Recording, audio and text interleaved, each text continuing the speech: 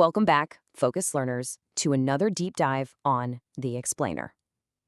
Okay, let's just jump right into things today because we're looking at one of the most frustrating, honestly baffling, and downright common financial paradoxes out there.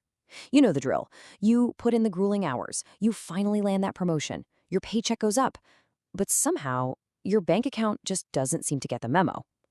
Today, we're breaking down exactly why this happens, how it sneaks up on you, and the single mindset shift you absolutely need to escape the cycle. So, have you ever experienced this? It's a deeply frustrating feeling, right?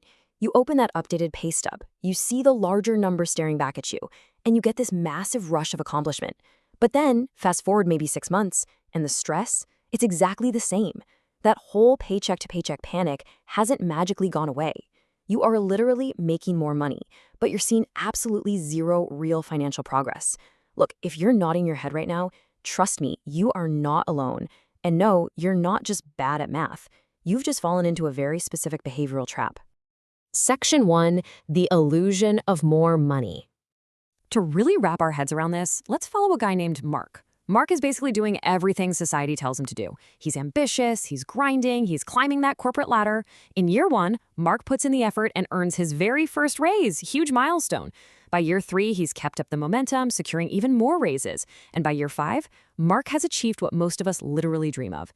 He is earning almost double his old salary. I mean, from a pure career standpoint, Mark is absolutely crushing it.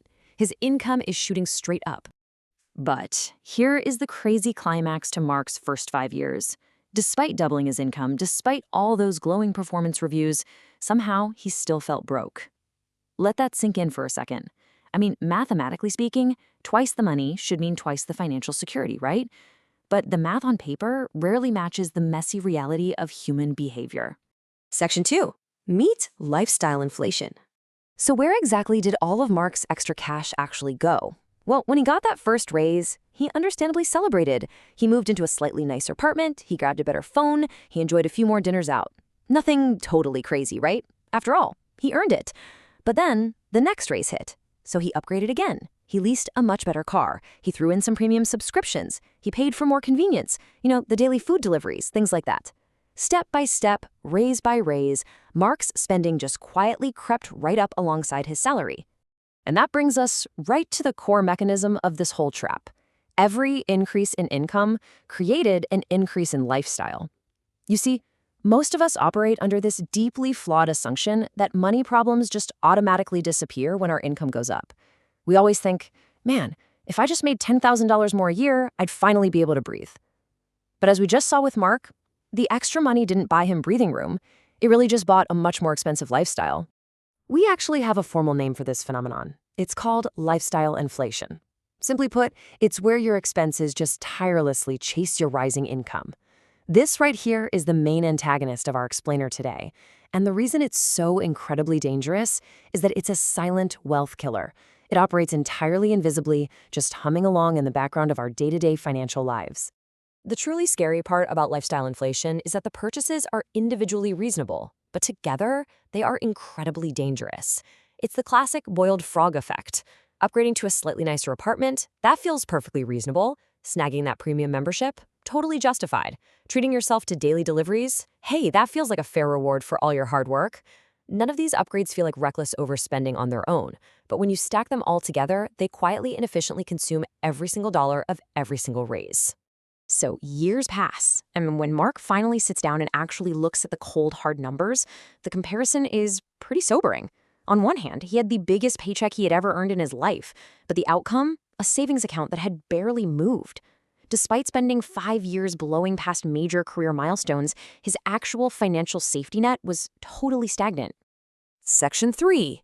Upgrading your net worth. Okay, that painful realization, that is exactly what we need to break out of this cycle. To escape the trap, we need a massive mindset shift. Most of us are completely conditioned for the default trap, which is upgrading your lifestyle the second your income grows. It's just a classic consumer mindset. But to actually get ahead, your true goal has to be upgrading your net worth. Mark initially went wrong because he tied his success to what he could buy, rather than what he could keep. At the end of the day, it really comes down to this. Wealth isn't what you spend. Wealth is what you keep. Seriously, if you take away just one single realization from this entire explainer, please let it be this. Society constantly tells us that the person driving the flashy new car and living in the luxury high-rise is wealthy. But true financial freedom, that isn't measured by your monthly credit card statement. It's measured by the capital you actually hold on to. Let's look at the exact mechanical difference between these two mindsets.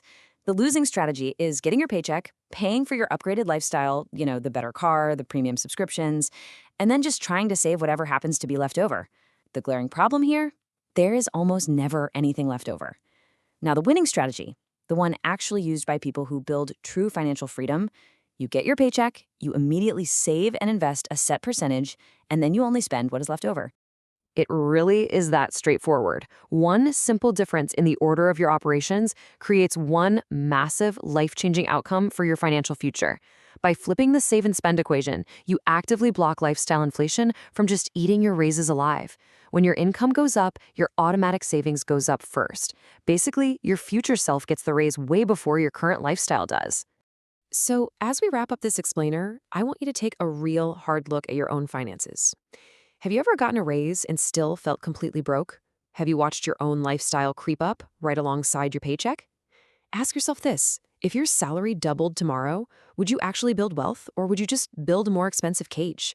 Until next time, remember, keep your eyes on your net worth, not just your paycheck.